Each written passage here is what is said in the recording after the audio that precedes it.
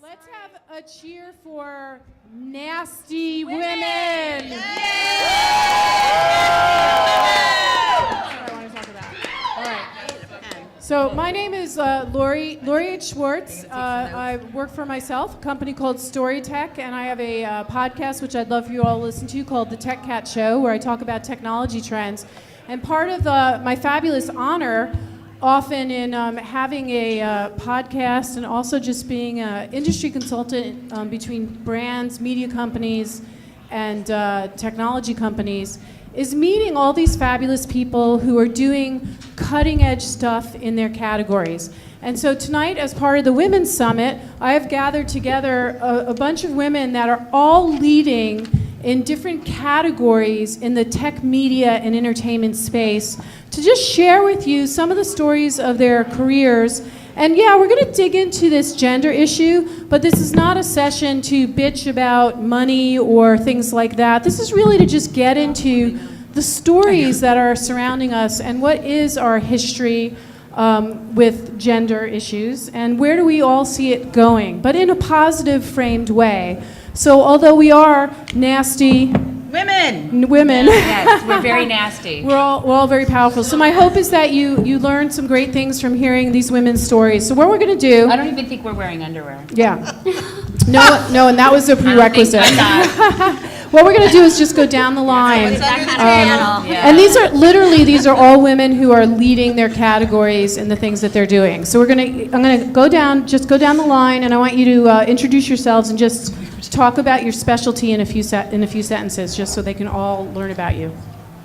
Well, I started in a small town in Raytown. Oh no, Different panel. I am Amber J. Lawson. I'm the founder and CEO of Good Amplified, and I had an aha moment when I was running all the content at AOL that what's the end game of that? And the next viral video, the next brand deal.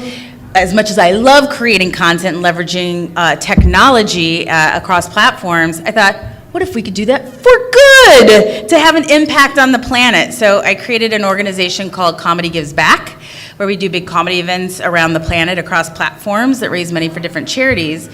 But that wasn't big enough.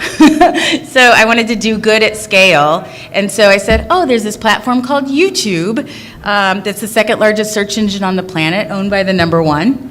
And so we created Good Amplified, and we help nonprofits on YouTube. So we're the social good experts across platforms. Fantastic. Lovely Ann? So, hi everybody, I'm Ann Greenberg. I'm best known for founding Gracenote, the largest entertainment data company in the world, which is based on metadata, which enables search and discovery in companies like Google and Facebook and YouTube.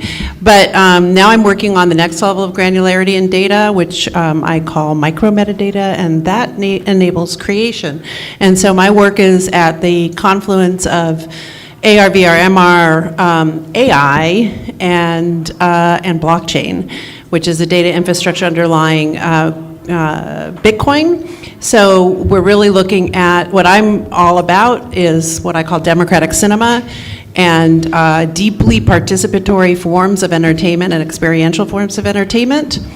And what I am passionate about is the major market shift from consumption to creation. I have my own, thank you. Lovely Erin? Hi, Erin Kapczynski, and my specialty is digital marketing in the media and advertising space. And I've worked with different sized companies from $1 billion right down to startups. For example, I ran marketing for a tech startup in the digital video space, and it sold to a WPP. And most recently, I've been working with content companies such as Demand Media, most recently Perch, where I led all marketing for them, including PR, social media strategy, customer acquisition, but mostly I would say branding and positioning the company and telling the company's story and what how they serve their customers. And after I left, which was very recently, I'm now doing similar things for technology startups in the LA area. Good evening, everybody. My name is Melinda Moore, and I am a social entrepreneur. So I've had 2 exits. The last company that I had was called Loving Eco, so I encouraged women to vote with their wallet for ecologically conscious products and then gave back to charity. And I sold that to John Paul DeJorio, the billionaire that runs Paul Mitchell and Patron, actually. And most recently, I've been very passionate about crowdfunding. So I wrote the book later. Hello. I wrote the book How to Raise Money, The Ultimate Guide to Crowdfunding, which is available on Amazon. And I've raised over $100 million through equity crowdfunding. Crowdfunding is set to surpass venture capital this year. Last year was a $40 billion business, and it's literally doubled consecutively for the last 5 years. So my passion right now is getting entrepreneurs access to capital primarily through crowdfunding.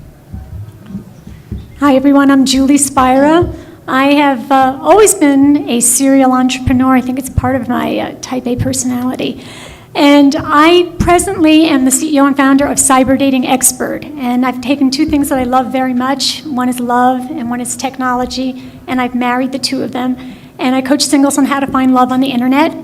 And how I got there was I wrote a book, my own personal tell-all heartbreak book that had a happy ending, and it became a bestseller. So I leveraged this book and kind of took it into a multimedia fashion to see how I can help others by, basically by my experiences. So this has been really a lot of fun. Way back when, I've been in the digital space for 30 years now. I started as an on-air personality and became a network executive at a very young age, only woman there in that role. And it's been a lot of fun, but we basically were in the digital space because we were providing high-speed digital satellite radio around the country before anyone had ever even thought about a Sirius or an XM. Nice to be here.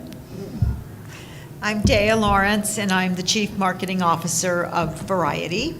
And in that role, I oversee all PR and communications. We produce over 50 events and summits throughout the year, and my team does all the production and marketing on that. I also create all the sales programs. We have a custom content, branded content division, which I also oversee. And this is my second time at Variety. I shifted gears and I ran sales teams in ad tech for 9 years, and prior to that I was at Variety for 7 years running their digital business. And I used to be an actor, like probably about 75% of the people here. So I was an actor in New York. I toured with a Broadway show and starred in a couple of off-Broadway shows and did commercials and TV. And now I market.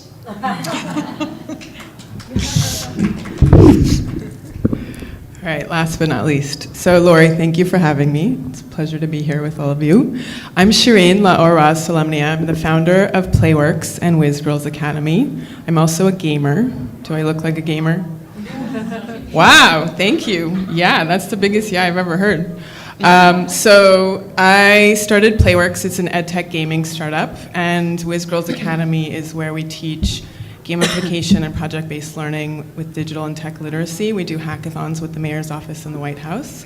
And if that wasn't enough, I also I teach tech for social impact at USC's engineering school, Viterbi. And it's a pleasure to be here again. Thank you. Fantastic. So as you can see, each of these ladies has tackled a category in our industry and has really risen to the top. So the first question I want to lob out to you guys, whoever wants to jump in on this, because this is a panel about gender equality, is when is the first time really, truly, and it doesn't have to be, a bad story, but where did you feel like you were being judged because of your gender, and then did it impact the situation? Let's just get it out there. Was there a moment? Are there constant moments? Like, when did it happen? Melinda? I'll chime in really quickly. So I had a company called Loving Eco, and it was essentially a green guild just before Jessica Alba launched the Honest Company. And my cohort analysis and all of my KPIs and the growth of the company was actually phenomenal, but I had to go to Sand Hill Road to basically sell in the concept of raising not So my seed Silicon round. Valley basically. Right, so my Series A. And when I was explaining natural products and environmental issues, it really was as if I was speaking another language.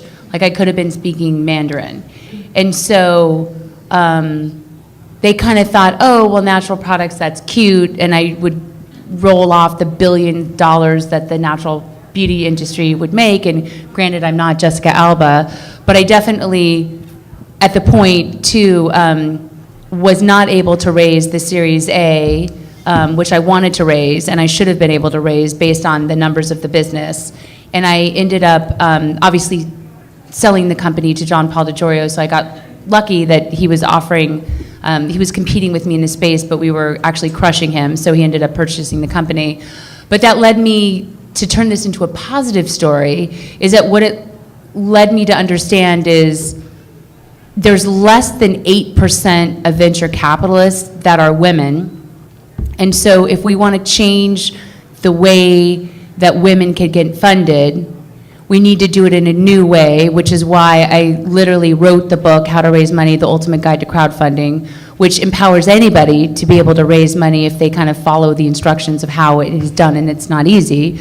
But now over 60% of the businesses that are funded on Kickstarter are women-funded businesses, and we are starting to see dramatic changes in the way that money is flowing from men and women over to women-owned businesses, and women-owned businesses are actually, the S&P 500 shows that they're running them more efficiently, they're making more money, and there's a real opportunity. So I think there's this phenomenal positive shift going over to women-owned businesses, and using crowdfunding, whether it's rewards or equity, is starting to empower more minority and female business owners.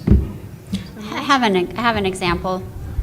So, being kind of the in marketing leadership, I find myself consistently in the room with the executive team and the tech space, and I'm inevitably the only female consistently in these meetings. And what I found was, in one of the companies, this was ad tech in particular, the leadership liked to play golf. And what I found as well is that so we would meet on something, and then the next time there was a meeting, it felt like a lot of the issues that were unresolved before somehow got resolved. And I didn't play golf at the time, so I got myself some lessons, invested in that, and I started to come play golf and to be part of the decision-making process and to be part of the narrative. Good story. Smart, yeah. Dee? Yeah, so I also worked in the ad tech space, and I always felt that I was very fortunate that I've had a lot of mentors, a lot of male mentors. I always thought that somehow I have the problem of equal pay for women has somehow eluded me, because I knew that in some of my jobs I was actually making more money than some of the men, and I thought, wow, aren't I so fortunate and blessed? And I never really believed the glass ceiling existed until I smashed right into it in Silicon Valley. So I think that I worked for two companies where I was the only female executive, where it was so apparent to me that I was being cut out of conversations. And when this happens, and it's never happened to you before, you're kind of unnerved by it, because you can't really, at least I couldn't really believe this was happening. I kept thinking, well, there must be something about me. I'm not fitting in here. And then I started talking to some of the other females at this organization that had, more junior roles, and hearing about them crying in the bathroom and hearing about all these things that are really going on. And that is when I decided I was going to go back to Variety and work with a female team. So right now, nothing against men, but pretty much all the women, the people in senior positions at Variety, we're all women. Nice. Okay, I'm gonna add. Yeah, So you're in gaming. gaming. I mean, yeah, you're in that's- gaming. I Dear wanted Lord. to add to that. So the first year I went to GDC, which is the Game Developers Conference in San Francisco, I was asked if I was a booth babe and I should go X to the next place. Were you And I- wearing like Lycra or something? No, no, not at all. So I think it's hilarious because I grew up as a gamer in the 80s. Like I'm the champion for Miss Pac-Man. I grew up with Atari and Nintendo. And I learned how to code after I had a dream job. So I wanted to be like Tom Hanks in Movie Big when I was a little kid. So I used to do that. I worked at Mattel and Barbie. And then Bratz, I was the brand manager for Bratz as well. So I used to go to fashion shows for Bratz when I was in New York in Toy Fair. And I learned how to code when I started Playworks because I had to. So imagine I walk in and these guys are like, "Are you a booth babe?" I'm like, "No, I know how to code. And by the way, here's my card." And they're like, "Whoa, like what's that about?" Right? So I've been having fun with it. Yeah. And it's a fun dance because the gaming industry is obviously predominantly male. And my specific take is we're in ed tech, so it's educational technology. We're building something really close to Carmen Sandiego back in the day, except it's STEM-based. So I totally have a blast with it. I make jokes about it because I'm like, well, there was like no lines in the bathroom at GDC for Yeah. women, right? Yeah. Like there's like That's the no- best thing about it, Right? Yeah. There's no issues. I mean, I walk around, I still love fashion. I still love, like, I got glitter nail polish, right? So I still love all that stuff, but I think it's really important to, like, break through the stereotype, and that's my goal because I worked on Barbie and Bratz, and, like, my goal is to break through that and be like, we can be gamers. I was a gamer in the 80s. I mean, I still am. Like, I don't know why we're pointing fingers now at girls and saying, oh, no, you shouldn't be a gamer or you shouldn't be into STEM. Like, I had computer science in my elementary school. I went to LUSD schools, and my computer science teacher was female, and we had boys and girls every single day for an hour have computer science, and that's where I had the Apple IIc green screen computer. Oh, I had that. I'm now really aging myself. Yeah. But that's where it all started, and she never pointed a finger and said, oh, you're a girl, like, you guys shouldn't do that. Like, we were all in it together, so that's my goal, to bring that back. Like, we're all in it together. Julia? I briefly touched on my radio DJ days, but I was probably about 20, and I got really excited because I heard that there was an opening from midnight to 6 a.m. I mean, I didn't care there was midnight to 6 a.m. I might have an opportunity to get on the air, and I loved music, and I loved radio, and it was in my heart and soul. So I put together carefully my audition tape, and I auditioned at the same time as two of my male friends to get that midnight to 6 a.m. shift. And I got it. And I got it because I worked really hard, and I just had a great voice at the time, and I just was passionate about it. And I didn't realize I was different until they told me, well, you only got it because you were a girl and you're the only token girl. I didn't even realize there weren't other women on the air. I just thought this is an opening and I want to do this. And it was my first time to really notice that, wow, okay, I've got to work 150% to be 100. I've got to sound better. I've got to be better. And weird things would happen, like the general manager would come in at night with some women, different women every day, say, hey, go play Misty for me. I mean, really weird things happen as the only female at this radio station. But I was so proud of that job, and I wanted them to hire more women. And women did get hired, but not on the air for at least another 5 years. They were in advertising because women could be copywriters then. And again, I didn't know there was anything different until they said to me, you only got it because they needed a token girl. And so I felt bad. And then I'm like, why did I feel bad? My tape is better than yours. So you get over it, and you just realize it's part of it, and you don't let it get you down.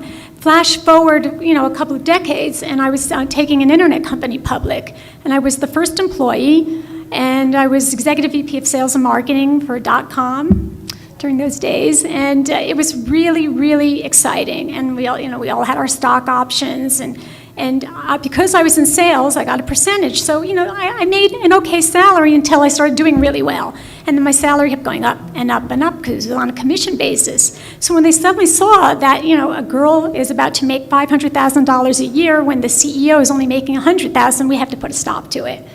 So they capped me, and we negotiated a different deal, and we didn't go public. We had our filing. We had an S1 filing. Everything went great until it was 2000, and we waited too long and the market crashed. But I was on the team that did the merger and acquisition. We sold for $37 million to another company, another public company. And again, I was the only woman in the executive team in the S1 filing to the SEC for this company. And to this day, I don't believe that I was the token girl. I just believe I did a great job, and I worked hard, and I was passionate about it. So that's my story. Amber J., did you want to comment on this? Ann has something to say. Okay. Well, I promise to try to stay positive on this panel. And we are recording this, right? So We are. I'm trying to think of an example that I'm actually legally allowed to share. But I've gone through so many things, it's hard to choose. From having to wear fake wedding rings so that the people that I'm both working with and internally in the company and externally, even companies I've founded weren't hitting on me, to wearing business suits with ties and essentially becoming as androgynous as I could, in order to be able to continue to seek the things I wanted to build. That's why I became an entrepreneur, was because the things I wanted to build, there was no place for me to do them, so I started companies in order to do them. To give an example, I think probably one of the most basic places where I experienced sexism is in the perceptions of people who came later into the companies or the investors into the companies who might not have realized that aside from running marketing, biz dev, pioneering all the business models, doing all of the heavy lifting with the lawyers and external business partners, I also invented this stuff. I actually architected the technology, and just because I wasn't a coder in the classic sense didn't mean that I wasn't the inventor on the core IP. Later, that became really important when I was treated badly, and the perception was it wasn't me who they needed to really respect and keep attached to that IP, but it would be my male counterpart. And that had big implications, not just for me personally, but for the company as well.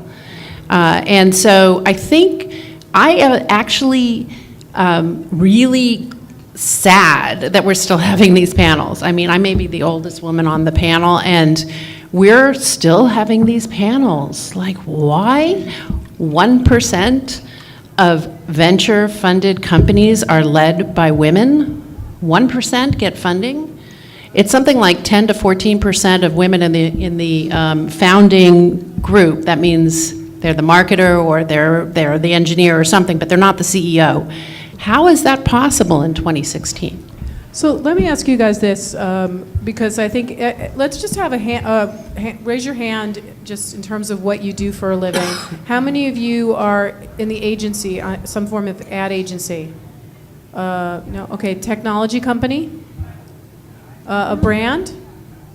An independent of some kind? Okay. All right, great. Creators of content. Because what I think is really interesting to learn from something like this is what are some of the trends and insights that are bubbling up that will sort of power through the future? So I'm seeing, especially with the reaction to Nasty Women, with Mattel shifting its approach to Barbies, with the Supergirl and Superwomen and all the sort of Marvel characters coming out now. And look, my 7-year-old has every single, DC Comics costume now. Wonder Woman. She's Wonder Woman, she's Batgirl, she's Supergirl, she loves them all. So are you guys seeing any sort of positive sort of girl thing happening that's going to impact us culturally, rising out of this sort of, deplorable era? Yes, Hillary Clinton's going to become the president. That is going to be the greatest thing that could possibly happen. Because even from where you sit, you're doing all these events, you have these events with these incredibly powerful Hollywood people. Like, are you seeing it impact the kind of content being made? Are there trends bubbling out of the entertainment industry? you think? Well, I think that's a really great question. I think that, given that it is now the 75th anniversary of Wonder Woman, and there's definitely more content being created for powerful women. But I think the question, we just actually had our Power of Women event on Friday, where we honored Ava DuVernay and Miley Cyrus and Helen Mirren and Scarlett Johansson and Laverne Cox. And the question became, what does it mean to be a powerful woman?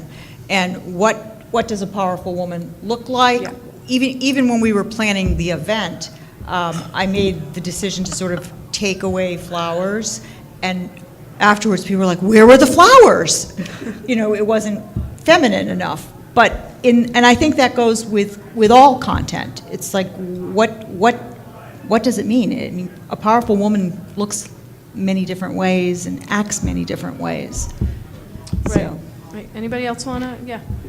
Yeah, so I think in the tech sector in particular, and we read so much about, Silicon Valley and how that's the boys' club, and, we read, the issues that are prevalent in the industry. And I think because there's now so much exposure there, I do see positive steps being taken, and companies and the executive teams paying attention. And I see a lot more statistics out about what does it do for your business to have a female on your board? What does it do for your business to have female executive leaders? And so I do think that the awareness is there. I do think that the Ellen Pao lawsuit versus Kleiner Perkins, even though it didn't go her way, the awareness levels that brought to the industry, I feel really helped and moved the industry forward. Well, and I would say that there is just an overall awareness that this old boys club is crashing down. You see it in media at Fox, and you see it in the presidential candidate who can touch women inappropriately, and that was just considered locker room talk. It's just not acceptable anymore. And I feel that the tide is changing, and we have to push on it, and we have to be vigilant and supportive of each other in that. But I think women are good at that. Women really do know how. There are many, many more support groups, yours especially, for women to get together and to have business networking and camaraderie and to help support each other. Sometimes I watch women bitch and fight with each other, but at the end of the day, when we're here to support each other, I don't see men having as many networking and support groups as women have. So I encourage everyone to find one or two or three and start networking with other women and keep your femininity out there. Because I know when I first got my network job, I literally wore my hair in a bun. I lived in New York. I put my hair in a bun. I didn't want anybody to know I had long hair because I was younger and I was female. And I laugh about it now. It really didn't matter at the end of the day. It mattered what our numbers were and what our ratings were. And one day I'm like, screw this. And I came to work with leather pants on and my hair long. And a network, real old boys network. And people were shocked. I'm like, doesn't really make a difference. I'm still doing the same job. So we don't have to act like men to be successful women. We just have to be ourselves and just come out as our best self. And what I'll say is money is power. Thank you. And there's definitely a shift in the next decade where there's a couple things that's occurring. So number one, there's a lot of wealthy men that are predicted to pass away, and their wives will be in control of the money. Oh my God, I love And that. it's actually very large and who would've substantial in thought terms that? of billions. That's So awesome. billions of dollars We're will be creating a handed heat women. map Like, for it. for instance, Steve Jobs' single wife, right? Steve Jobs' wife, Melinda Gates. So there actually are going to be women that. that are multi-billionaires that are deciding where to put their money. That's number one, and that's huge. Number two, there is absolutely a shift which is moving from the venture capital over to crowdfunding, and crowdfunding can change the face of who gets funded, which means as women as angel investors, women as entrepreneurs need to support one another in order to change the equation, but now we have vehicles and platforms that make that possible. That's a huge second shift. And third is actually the stats, which is men and women cannot ignore that when women run businesses, their businesses are more profitable, they have better leadership styles, and the actual stats of the companies are stronger than men. Nice. Okay, so just again, from a content creator's perspective, start to hear some of these trends. Let me just let Sharon answer, and then we'll take your question, Doll. Yeah, so I was just at the Gina Davis Gender and Media Institute Symposium, the 4th one at Google this year. And the reason why she started is because the same thing as why I started my company. She was like watching Nick and Disney with her daughter, and like she was like, there's no powerful role models for my daughter that are female on these shows.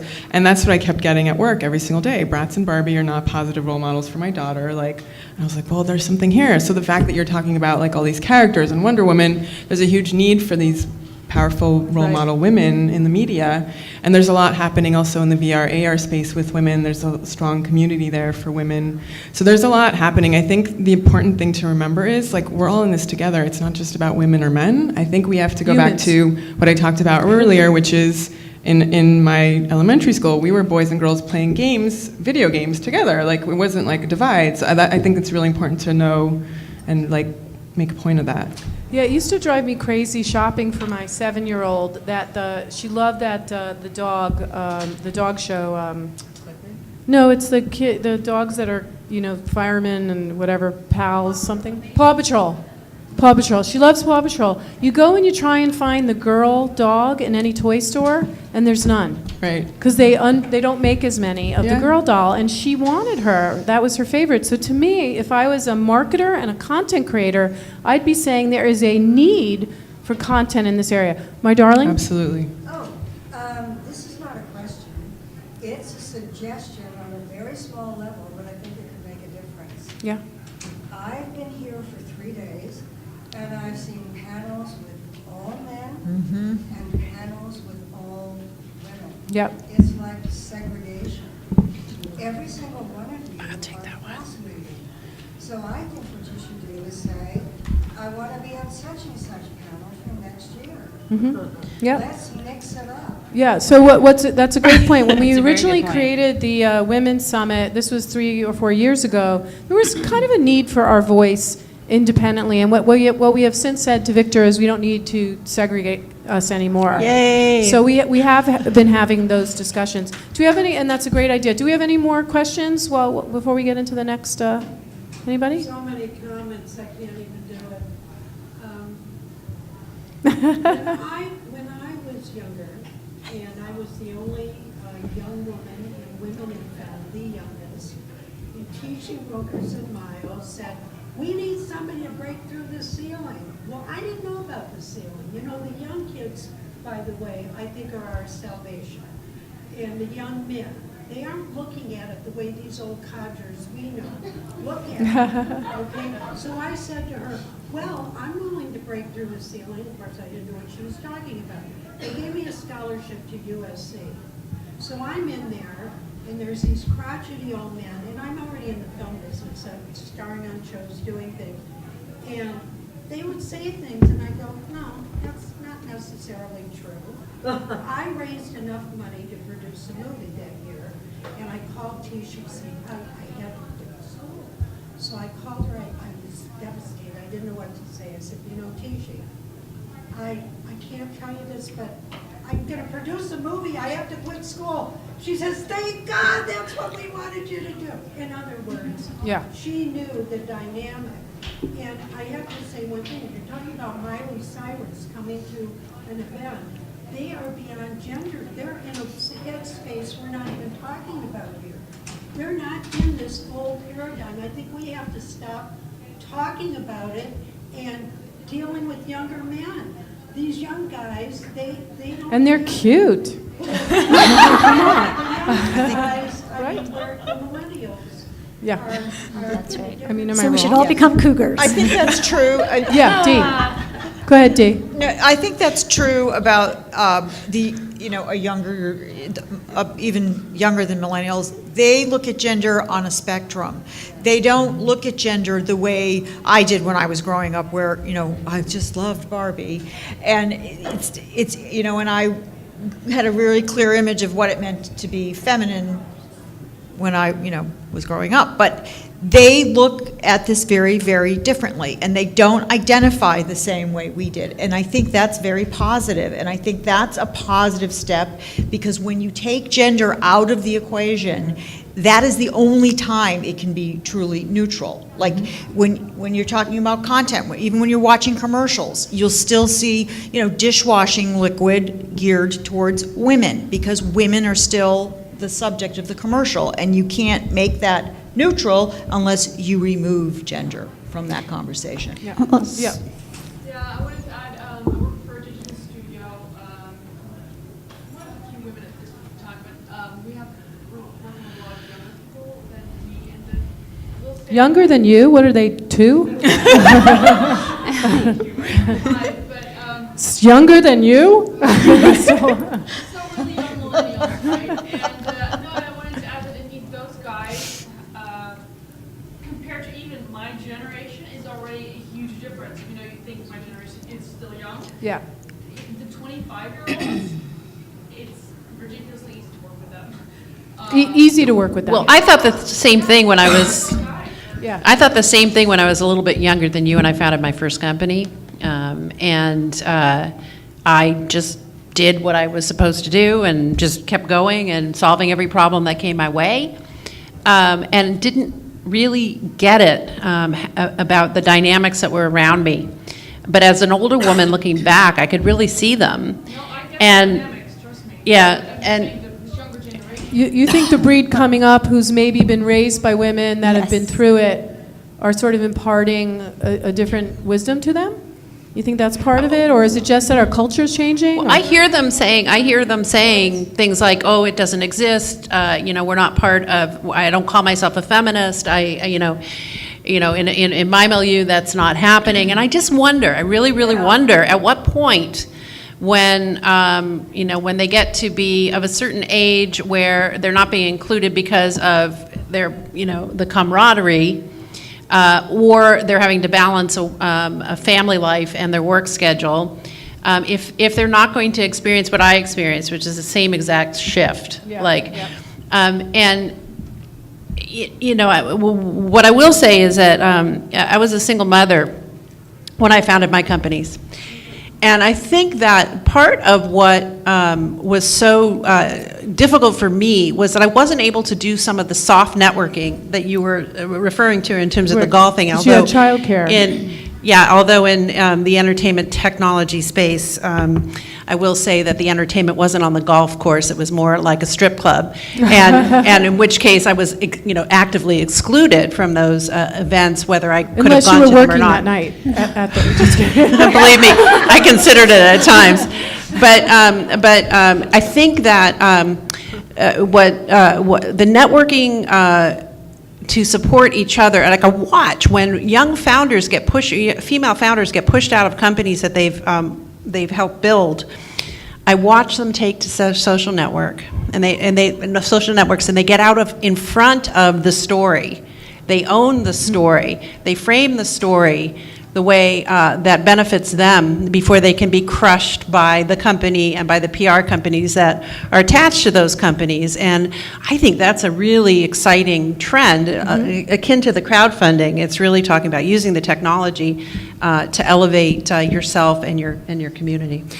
Back to the generational piece that Lori, that you brought up, I do definitely see a trend where households are much more fluid with how and much more aware of traditional gender roles and what kinds of messages they send to their children. So for me, for example, I have an 8-year-old boy and I have a 3-year-old girl.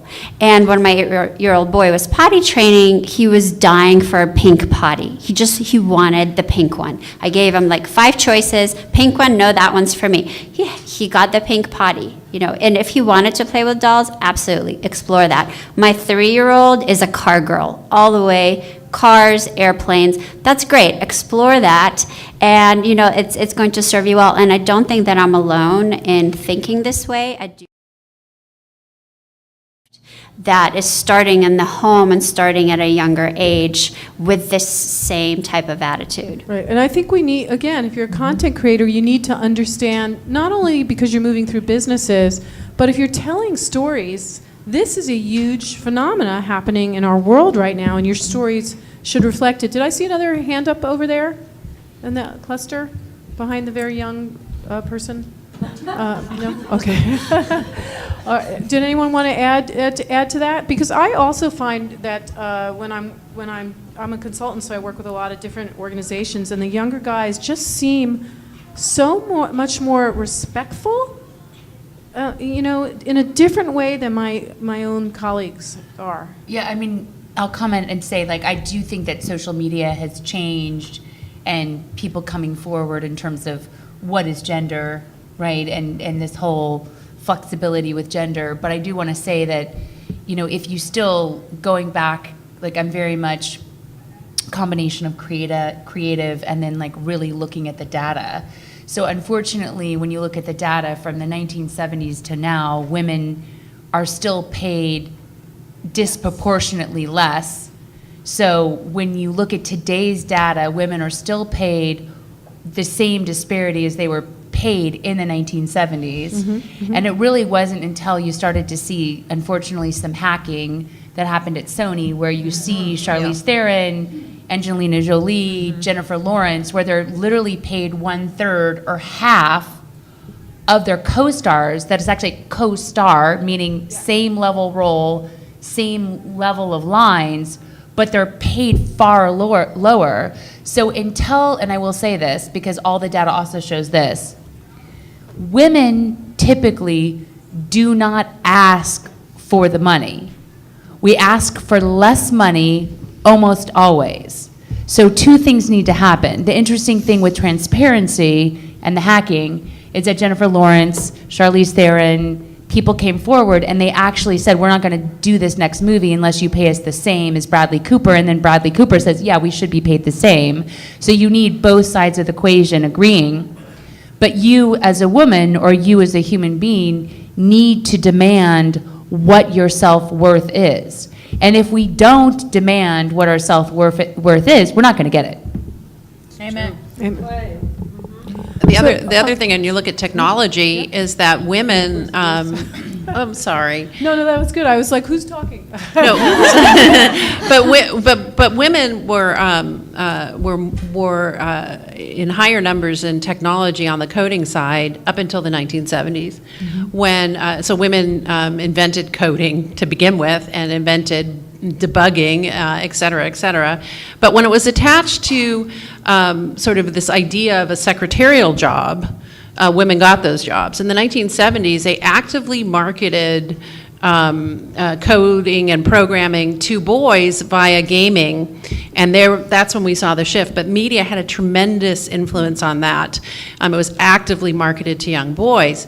And the thing that I feel very, very strongly about is that if we're going to support young girls going into STEM, then we have to take care of the women in STEM today. And that comes with equal pay and transparency. There have been all sorts of public access lawsuits to get at what the real numbers, especially in the technology world, are in terms of equity for pay and numbers, and they're still playing around with those numbers. So an engineering department will report, for instance, a very famous social website, I won't name them, will report that we have 14% women in the engineering department, but that includes all of the support staff, And so you need to get a higher level of granularity. People need to be vigilant about really making this stuff transparent, and we need to support top-down, bottom-up. So where do you go to get that information? Google it. The journalists have been suing on behalf of everybody under this Freedom of Information Act, but there's a lot of money put into fighting it by the companies themselves. So actually, NCWIT did a study about what tech companies and what percentages minorities and women and everything they have. So if you go on ncwit.org, I'm sure you'll find the study. And it talks about Google, it talks about Microsoft, it talks about all of the Silicon Valley tech startups and how many percentages of women and what their deal is.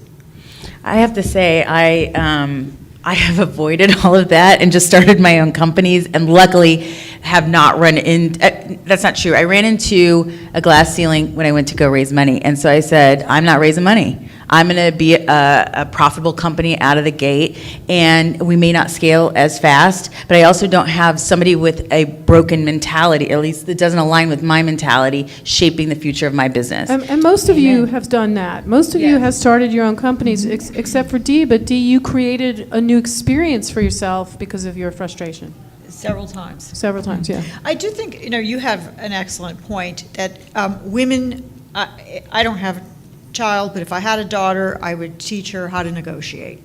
Because you have to learn how to negotiate for yourself. And I've hired a lot of salespeople, and when I've gotten down to negotiate with women versus negotiating with men, there is a vast difference. I had one woman say to me, my husband makes a lot of money.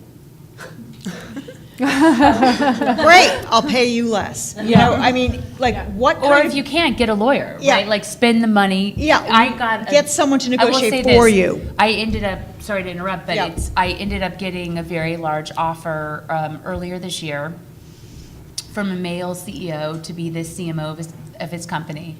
The offer needed to be negotiated. I hired a lawyer. I was very clear with him that my lawyer was going to represent me in the negotiation. He was not to contact me directly. This was a business matter, and that was going to be negotiated. The male CEO tried to lecture my female lawyer about how to be a lawyer while not being a lawyer, totally blew up the deal. And are you glad you found out early? Oh, well, of course, yeah. But I mean, the thing is that actually at that level, you really shouldn't be negotiating your own deal. Somebody should be representing Correct. you and negotiating the deal. That's right. But the man or woman on the other side needs to listen to the lawyer. I mean, it was absurd. And so the CEO lost. I turned down the opportunity. Right. And it was the most money I've ever been offered, ever, like hands down. But I had no problem turning it down because it was just a symbol of how he was going to treat me in the relationship. But I will say this again, like, all of the data definitively shows that women do not, on two levels, when they're negotiating their own deals, they don't ask for enough money. When they're raising money, they also ask for less money. And honestly, the number one reason why companies fail is they don't have enough money, which means if women want to be very successful, you need to ask for more money. Whether you're making a film, whether you're starting a company, whatever you're doing, it's like construction. Double the time, double the money. Right. Also, know how much money you make.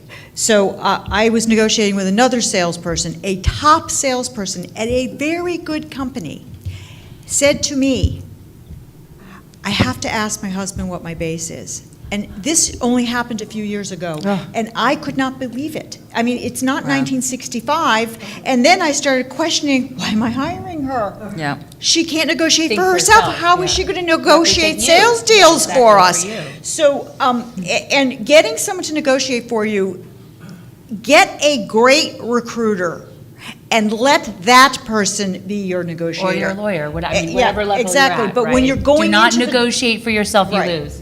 Exactly. I think that this is great advice. So I was wondering, just lightning round before we wrap up, do you guys, do you feel like the answer to some of this also is mentoring? And if you are doing some mentoring, could you just mention how you do it? And then I'm also wondering your interactions with older women, and was there mentoring there? Because I remember an older woman saying to me when I was struggling with my career, and she said, well, you burned your bra, now you have to live with it. And I remember thinking, why would I want to burn my bra? I need my bra. I'm not even wearing a bra. So I never understood. She was mad because I was a liber or something, and I was like, what's a liber? Is that a kidney disease? I didn't even know what she was talking about. And also, I like my bra. So anyway, let's just do a lightning round here of like, what do you think is the way to kind of speed this up, to heat this up? Is it mentoring younger women? Is it mentoring younger men? Is it taking a young lover, perhaps? I don't know. Go Yes. back to those cougars. Take a young lover that's an engineer so we can build your ideas. That's what I say. Mentoring is huge, and I love to be around people that mentor. I joined Step Up Women's Network when I got divorced, and the reason I joined Step Up is because I lost my family. I had 2 stepchildren, so I had a job. I was raising family. I had a job. I had a husband, and now I'm in a big empty house.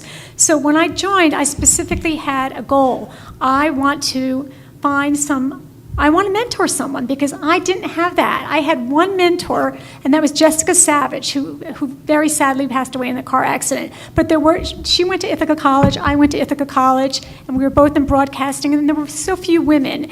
And I said, damn it, I didn't have a mentor, and I'm going to make sure that I'm going to spend the rest of my life mentoring other women so that they can feel that they can have the power to ask for that raise. Anyone else? Good. You're allowed to clap. Go ahead. I just want to say, one of my best friends who has a very deep past history in her field and is a bona fide expert. And she was shifting businesses and was going to take a cut, kind of enroll.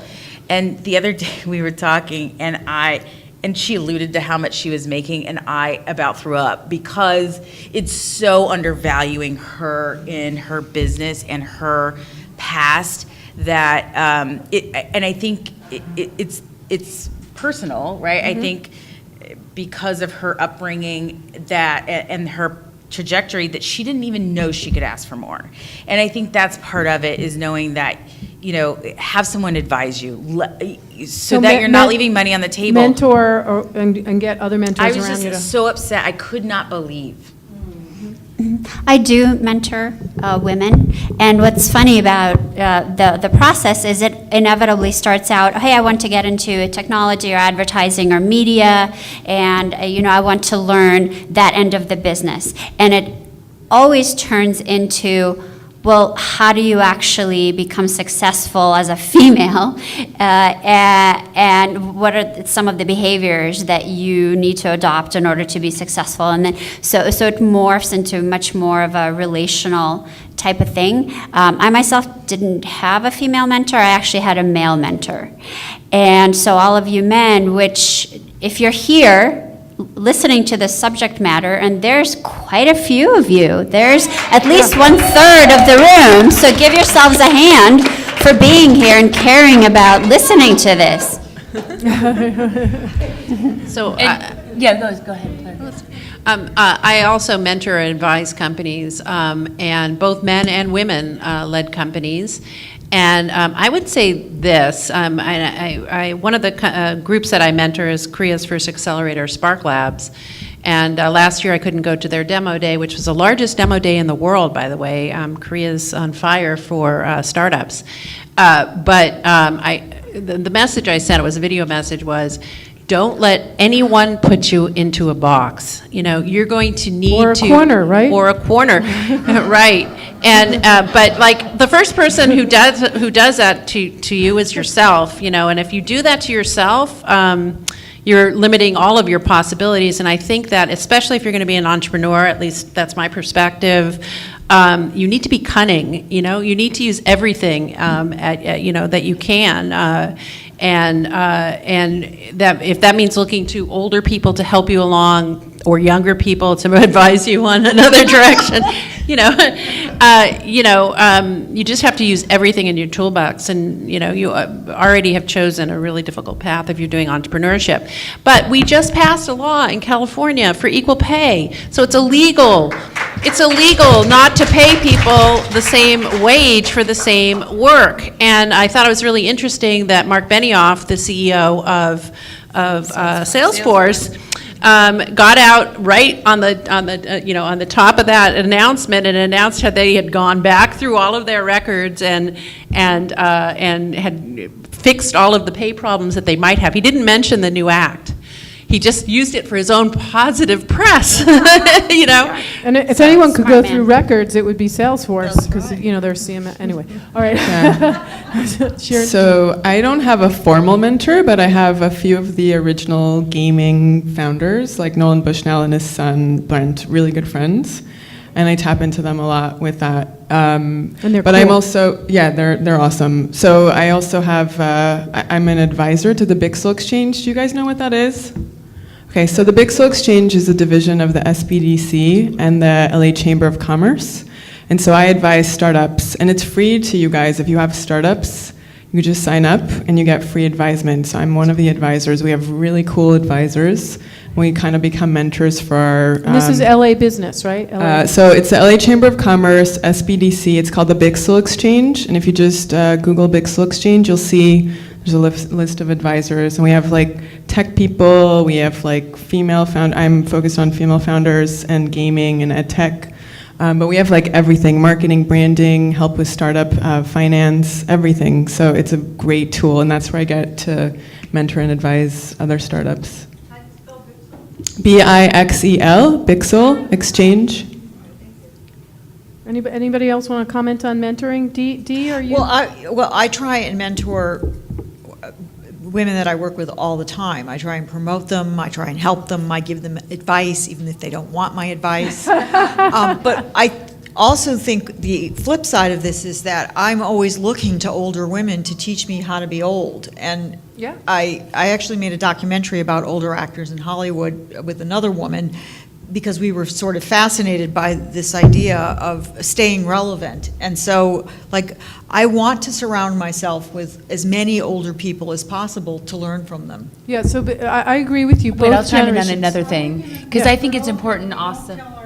Well, that's a whole other topic. So, being honestly like older in the tech field, I do a lot of advising to companies for equity, and I actually make sure to advise a lot of young, successful men, so that I'm mentoring young, successful men, so that I help them. Who are because it attractive takes- as well.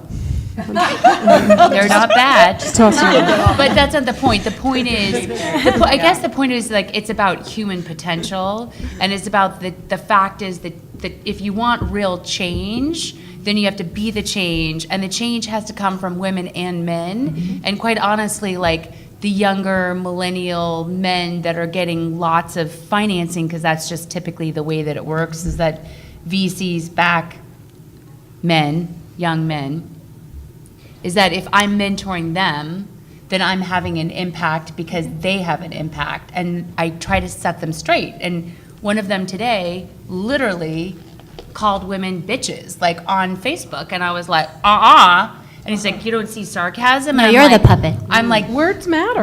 yeah, and I said, I am keeping it real. You should not, like, you are a mentor. And literally, I had to correct him on Facebook. Yeah, but I'm because embracing he my inner referred- bitch, so. They were referring to women, like, where should I, because he's can go anywhere. He has got money. I can travel. Where should I go to Kiev or this? I've got to get out of Cape Town. And then someone's like, the bitches are hotter in Kiev. And I'm like, you know what I mean? So I went in and had to correct Right. today, this No, morning. I think words do matter, and I think They do that matter. Part of this election has been the loss of respect for language in many ways. Yeah, But- I mean, I'm not grabbing people's balls. Yeah, how to use it, well, how to be appropriate. Anybody else want to jump on that mentoring point?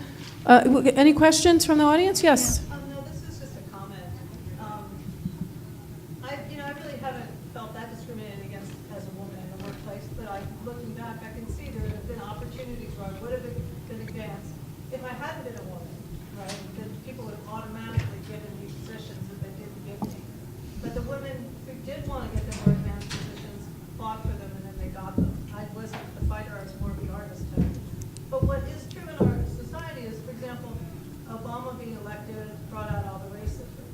Hillary running is bringing out all the misogyny. And then we also have to look at just the whole commercials, advertising, and everything. Almost every single product now is being sold with a woman's body. And you wonder, when is that going to change? That women are not constantly being objectified and products are not constantly being sold by objectifying women and making them into an object. And until that happens and there's more consciousness about that, you're going to have people calling women names all the time, and calling them bitches and doing all that other kind of stuff. Yeah, excellent point. Anybody else want to contribute? Yes. Matahari. That's her name is Matahari. That's cool. It's a situation being an entertainment attorney that I've actually come across, and I think it's great what Linda was saying about mentoring men, but some of the panelists have brought up situations where, in speaking with women from other generations, and I'm curious to see anybody else who might have had a similar experience, where, like what you had said, Lori, where she said, you burned your bra, you should lie in it. It's a notion that nobody helped them get to where they are, so they don't feel like they need to help women. I've come across women who are partners in law firms, and the conversations and the way they treat the other women on the phone, because they were able to become successful by being, for lack of a better term, more masculine, at least in a misogynistic attitude way. I'm just trying to figure out what is the best way to call them out and say, why can't you get on the team here? Like, we're all on the same team. We're all fighting for the same thing. Do you have to be condescending in the way you're talking to everybody else on the phone? Like, I think it's a problem, and I'm curious to see how you have addressed it when you have a woman who isn't on that. Don't you think that comes, though, from insecurity? I think that sometimes and I have experienced some of that, but then I've also been able to work really well with those types of women as well, because I think if you have empathy for them and you understand where they're coming from, that will sort of melt away. Because it was harder for older women to get ahead, and they did have to, push, and, like you just said, the ones that pushed the hardest, they rose, but there's a consequence. Things are going to get worse because we've got honestly, I have a friend who's doing a film on the future of employment, which is that there is none. Right. Right. And so so we're with automation coming in, and when you really look at the numbers, jobs are going away. So we better all get along because, Well, people are reporting to robots. Pharos is people are actually look reporting. Look up below the API, just Google below the API, and it will really explain where the future of employment is, which is, it's a whole nother panel, but just Google below the API because it's kind of fascinating. Let's just do a quick lightning round just to wrap up of what projects you have going on right now, because you're all so fascinating and doing such cool things. So just share with the audience what you have right now that we could check out. I love you all. Thank you. Thanks for coming, Mary. Thank You're gonna you. hear from me. You should be giving me your cards. All right, I'll go. So I'm working on potentially doing a creative hackathon for TEDxLA, which is at the Dolby Theater, and that's a week-long event. And you can look that up. So that's TEDxLA, and that's a creative hackathon, so it's not necessarily tech-based. And Playworks? So Playworks and Whiz Girls Academy, and I'm all over social media, and USC as well. Dee? So I'm a hired hand, but I'm working on rolling out and producing a custom content piece for one of our Academy advertisers. It's the first time we've done an endemic branded content. And also we've got about 8 events coming up that we're producing in the next 8 weeks. So Variety. And we can find out the events on Variety.com? Mm-hmm. Okay, Yep, great. we've got, you can look them up at Variety.com. Great. I'm in development on my first television show. Ooh. So I'm very excited about it. It's a dating show that I created and I produced. And I thought I was going to host, but it looks like I'm looking for another host. But I'm very, very excited about it. And one of the 5, something from my head, and the film adaptation of my book. Actually, we're moving along with that, and it's going quite well. So my dream was to take whatever the stories were and make them multimedia, and I'm really very excited about the possibilities of reaching that. Cyberdating.com? This website is cyberdatingexpert.com. The book was called The Perils of Cyberdating. And the untitled TV show, well, when I'm ready to kiss and tell, believe me, I will. Melinda? So right now I have 2 big projects. So I just took a company public about 2 weeks ago, and it's called iConsumer.com. I used equity crowdfunding, Regulation A plus to do so. I'm just waiting to get the stock ticker.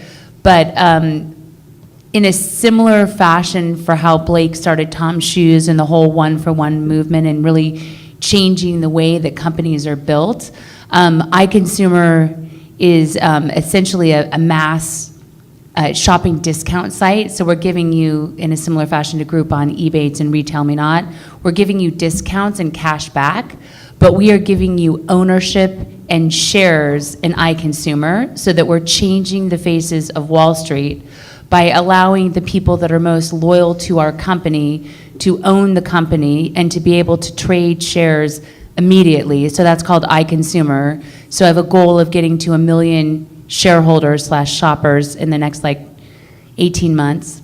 So we can go buy stock. You don't need, you can, so here's the beautiful thing about it. You can, right now, the minimum investment is $1,000, but in the next couple months, we're gonna actually change that down to $50 to get an investment. So it'll be the lowest investment that you can ever do in a tech company. In addition, if you don't even want to invest and you just want to use the service, sign up as a member. So right now at iConsumer.com, I will give you 100 shares of stock. If you refer somebody, I will give you another 100 shares of stock. Jet.com just was sold to Walmart, and the top referrers were shareholders are multimillionaires. So I'm a pretty badass marketer, so I would definitely get 100 shares today because it's going to change really quickly. And then the second thing is I am on a book tour for my book, How to Raise Money, The Ultimate Guide to Crowdfunding, which is #1 on Amazon in the category. It's trading on the OTCQB markets right now. Excellent. Erin? Speaking of crowdfunding, I guess that's the theme. I am kicking off a project next week with a client who is launching a platform, a crowdfunding platform, and particularly in the education space. Were you allowed to say the name? Not yet. What does it rhyme with? Nothing? All right. I always try. All right, Anne? So I'm building another tech company, and it's an entertainment tech platform that's called Scene Play, and Scene Play is a way to crowdsource scripted media automatically using a smart script. So it's the shorthand I'm using now is Ready Scene Player 1. And it allows you to go inside of any kind of content in a scripted way with n number of participants. So Good Amplified, our mission is to do good at scale, and we work with nonprofits to help them on YouTube. So we're always looking for brands or media companies to support the creation of content that has an impact on the planet and to amplify that and create communities and audiences for these nonprofits to exist for long periods of time. We have 2 big campaigns coming up, one with Found Animals next Thursday. We are launching their registry, so if you haven't microchipped and registered your pet, do it now, and you can do it for free on the Found Animals registry. And College Track for first-generation college graduates or underserved communities who need a pathway to college and graduation of college. Well, I just finished curating AdTech New York, which a bunch of these ladies are actually speaking at. So if you're in New York on November 2nd and 3rd, come to AdTech New York. And I'm going to be giving tours at the Consumer Electronics Show, so if you want to take a tour. And of course, the Tech Hat Show podcast. So please check out all these fabulous women. Come up and talk to us. And thanks so much for joining the conversation today. Big hand to my fabulous ladies. There's so much power Thank you, Lori. at this table. Thank Oh, you're you. so welcome. What a diverse panel. You rock.